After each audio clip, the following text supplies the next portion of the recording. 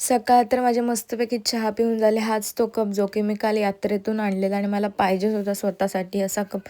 पण त्याच्यावरती नाव आहे कॉफी, पण तुम्हाला माहिती आहे मी तर चहा पिते. त्याच्यानंतर मला भेंडी बनवायची होती भरलेली. सो जेवण वगैरे झालं आणि ना माझी हल्ली दुपारची बिलकुल पण झोप होत नाही. कारण आपल्याला शूट संध्याकाळी करायचं असतं, कारण इव्हिनिंगला पण काळोख होतं, मग त्याच्यामुळे करायला मिळत नाही. मग दुपारीच लगेच रेडी होतो. थोडीशी अर्धा तास पण झोपायला मिळतं, त्याच्यामुळे माझे डोळे पूर्ण असे लाल लाल झालेले. त्याच्यानंतर मी पटकन सनस्क्रीन वगैरे लावली आणि अशी रेडी होत होती.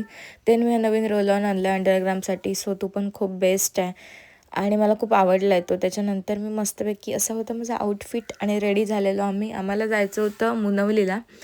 तर एका विलाचंच शूट होतं. सो शूट करत होता आणि ॲक्च्युअलमध्ये विला खूप जास्त मस्त होता आणि अशा ठिकाणी होता ना, ते प्लेस पण खूप मस्त असं निवांत होतं आणि खूपच भारी होतं. त्याच्यानंतर आमचं शूट कंप्लीट झालं आणि मग आम्ही जायला निघालो घरी.